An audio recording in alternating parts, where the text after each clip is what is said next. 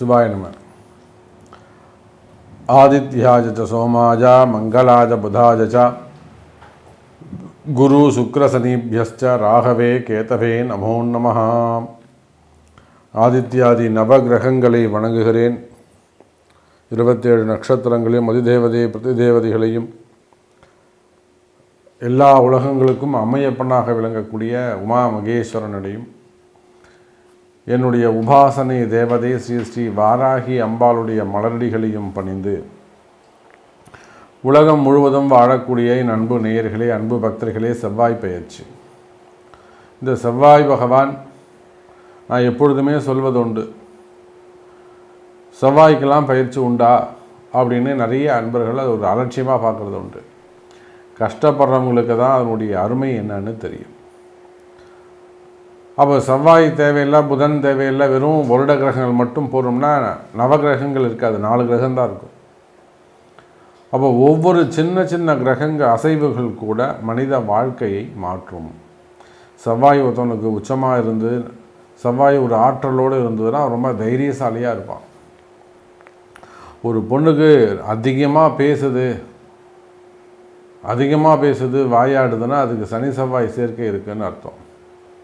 இல்லை 2ஆம் இடத்துல செவ்வாய் இருக்காருன்னு அர்த்தம். ஒருத்தருக்கு முடி ரொம்ப குறைவாக இருக்குன்னா செவ்வாய் லக்னத்தை பார்க்குறாருன்னு அர்த்தம். எல்லாம் முடி கொட்டுது, முடியே இல்லை வழுக்கையாக இருக்குன்னா அவன் லக்னத்திலே செவ்வாய் இருக்குதுன்னு அர்த்தம். இதெல்லாம் உங்கள் ஜாதகத்தை எடுத்து பாருங்கள். ஒருத்தர் ரொம்ப அதிகாரமாக தோரணையாக பேசுவார், கம்பீரமாக பார்க்குறது ரொம்ப நார்மலாக இருப்பார், வெடன்னு இருப்பார், ஒல்லியாக இருப்பார், குள்ளமாக இருப்பார். ஆனால் பேச்சு நிர்வாகம் பார்த்தீங்கன்னா பட்டையை கலப்புவார். அவங்களுக்கு செவ்வாயுடைய ஆதிக்கம் அதிகமாக இருக்குதுன்னு அர்த்தம். அதே போல தான் உயர் அதிகாரிகள் அதிகாரத்தில் போய் உட்கார்றது, அரசியல்வாதிகள் அரசியல் தலைவர்களை கூட ஆட்டி படைக்கக்கூடிய தன்மை யாருக்கு உண்டுன்னா செவ்வாய்க்கு உண்டு. அதிகாரமிக்கவர்கள் செவ்வாயுடைய ஆட்சி பலம் பெற்றவங்க எப்படி இருப்பாங்க? அதிகாரமிக்கவர்களாக இருப்பார்கள், உயர்ந்த அதிகாரத்துக்கு வருவாங்க.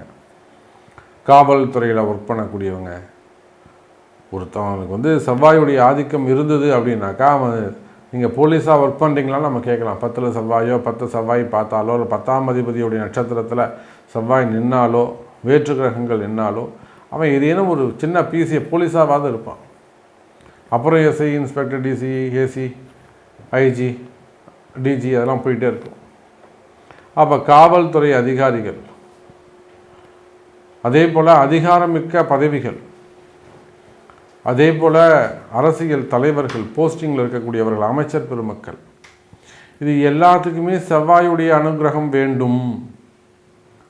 அதே போல் இடதோஷங்கள், பிரச்சனைகள், ஒருத்தர் ரியல் எஸ்டேட் பண்ணுறாரு அதுக்கும் செவ்வாய் தான் காரணம்.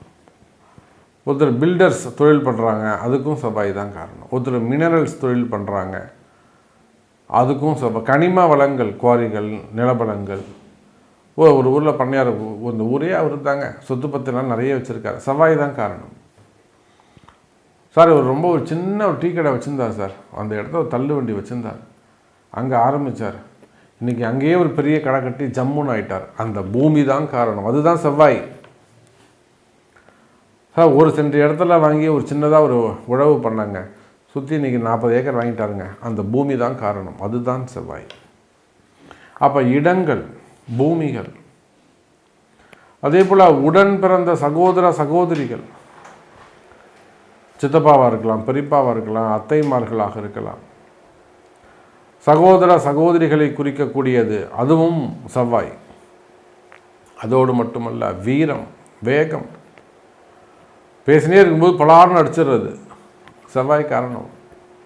இந்த வீட்டம்மா பார்த்தீங்கன்னாக்கா பேசிட்டே இருக்கும்போது டம்மு டீம்னு பாத்திரம் பறக்கும், செவ்வாய் காரணம். ஆத்திரமாக கோபத்தை இவருக்கு முன்னாடி நிற்பாங்க, செவ்வாய் காரணம். அதிகமான கோபத்தை செயல்படுத்துதல் செவ்வாய். போராடிக்கிட்டே இருப்பான், ஒருத்தன் எதிர்த்து பேசிக்கிட்டே இருப்பான், செவ்வாய் தான் காரணம். அதே போல் திருமண தடைகள், செவ்வாய் தான் காரணம். எங்கே போனாலும் செவ்வாய் தோஷம். அப்போது செவ்வாய்க்கு இவ்வளோ காரகத்துவம் இருக்கின்ற பொழுது குழந்தை பாக்கியம் மெயினான சப்ஜெக்ட் சொல்ல விட்டோன்னே, திருமண தடை செவ்வாய் தான் காரணம். செவ்வாய் இல்லாமல் திருமணம் இல்லை. என்னங்க சாமி இப்படி சொல்லுங்க? ஆமாம்ப்பா, மாங்கல்யமே அவர் தான். அதனால தான் மங்கல்யான்னு பேர் வச்சு அங்கே மேலே அமிச்சாங்க, மறந்துட்டீங்களா? அப்போ செவ்வாய் இல்லாமல் திருமணம் இல்லை.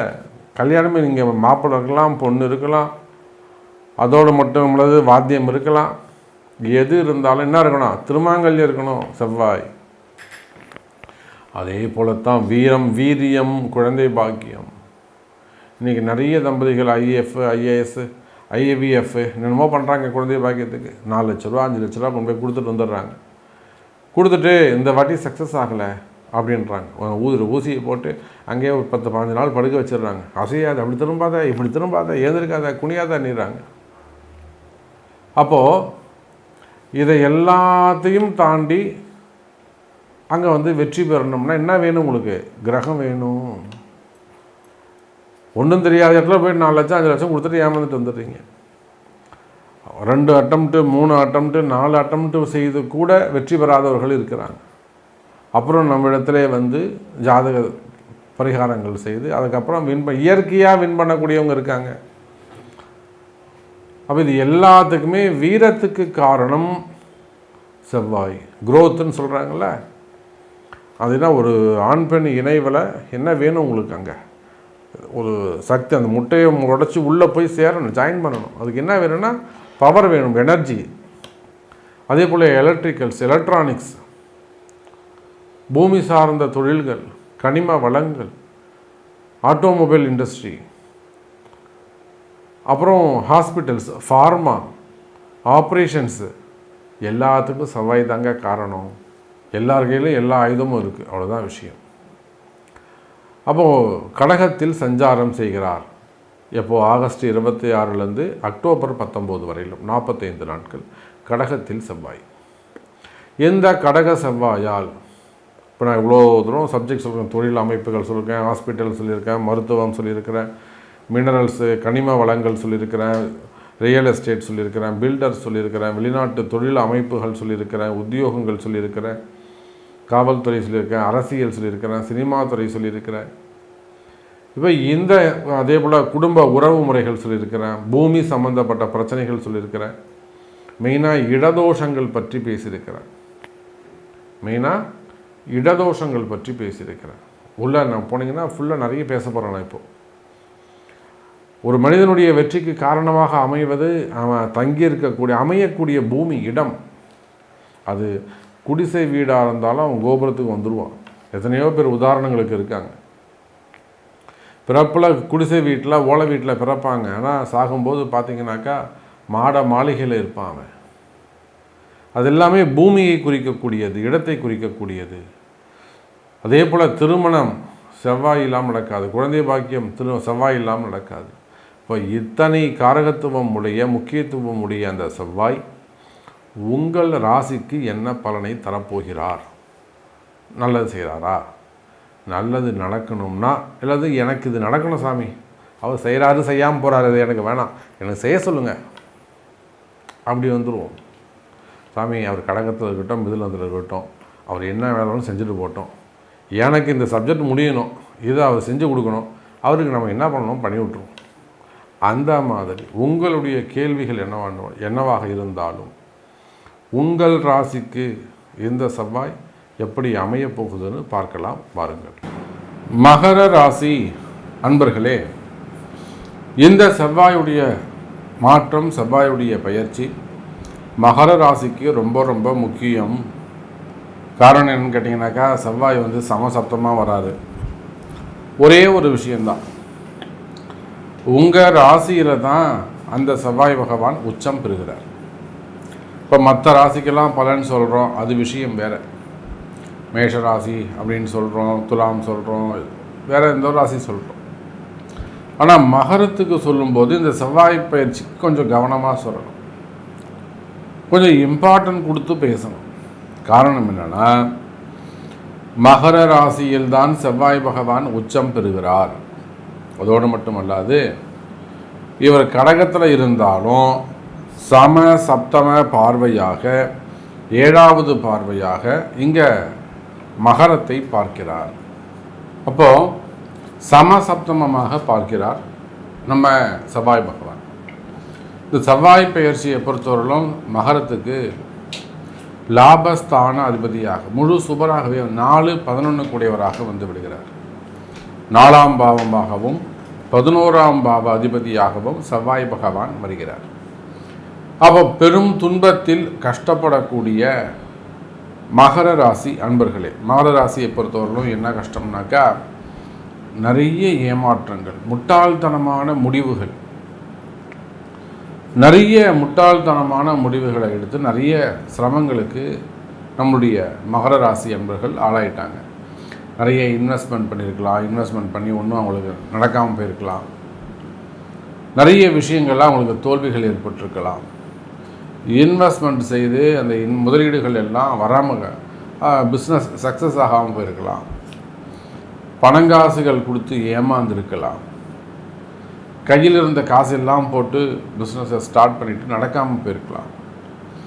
இல்லைனா இதேன்னு ஒரு ஓரமாக ஒரு இன்வெஸ்ட்மெண்ட் செஞ்சுருப்பாங்க, ஒரு பிளாண்ட்லேயோ ஒரு ஷேர் மார்க்கெட்லேயோ ஒரு ஸ்டாக் மார்க்கெட்லேயோ கோல்டில் ஏதேனும் ஒரு இடத்துல சப்ஜெக்டில் ஒரு இன்வெஸ்ட்மெண்ட் பண்ணியிருப்பாங்க, கொஞ்சம் பணம் வரட்டுமே அப்படின்னு சொல்லிட்டு. அங்கேயும் அது பிரச்சனையாக முடிந்திருக்கும், அதுவும் அங்கே லாஸ் ஆகிருக்கும். இல்லைனா வேறு ஏதாவது பணங்காசு கொடுத்து உதவி செய்யலாம், ஒரு உதவி செய்யலாம், ஹெல்ப் பண்ணலாம் அப்படின்னு சொல்லிட்டு யாருக்காவது ஹெல்ப் பண்ணியிருப்பாங்க, அங்கே போய் பணம் மாட்டிக்கும். 3 வருஷமா, 7 வருஷமா, 2 வருஷமா, இப்போ அது மாதிரி பணங்காசுகள் வந்து நிறைய இடங்களில் முட்டாள்தனமான முடிவுகள், நிறைய ஏமாற்றங்களை சந்தித்திருக்கக்கூடிய மகர ராசி நேயர்களே.